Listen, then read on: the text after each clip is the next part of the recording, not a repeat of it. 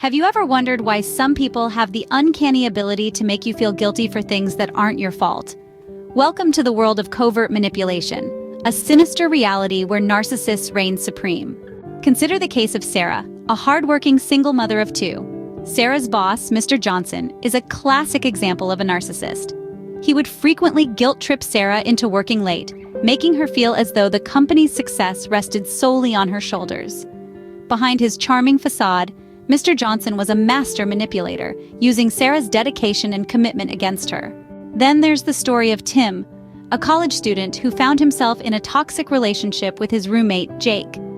Jake would often play the victim, blaming Tim for any problems that arose in their shared living space. Jake's manipulative tactics made Tim feel responsible for maintaining peace in the apartment, even when he was not at fault. Narcissists, like Mr. Johnson and Jake, are experts in covert manipulation. They use guilt-tripping, victim-playing, and passive-aggressive behavior to control and dominate the people around them. Guilt-tripping is a common tactic used by manipulators. They make the victim feel guilty for things they shouldn't feel responsible for.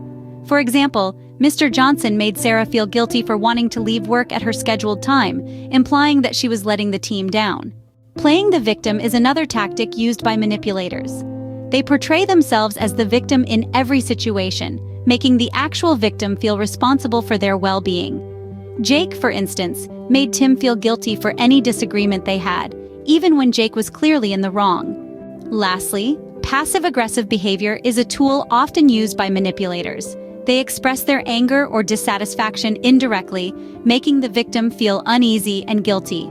The goal? To maintain control and keep the victim off balance. So, to summarize, narcissists often employ covert manipulation tactics to gain control over their victims.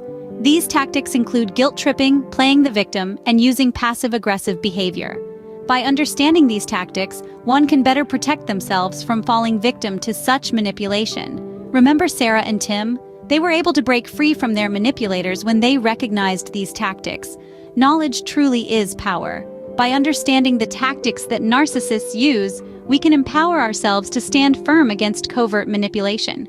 And that, dear listeners, is the crux of our exploration into the world of covert manipulation. It's a world that's often hidden in plain sight, but with understanding and awareness, it doesn't have to be a world that you fall victim to.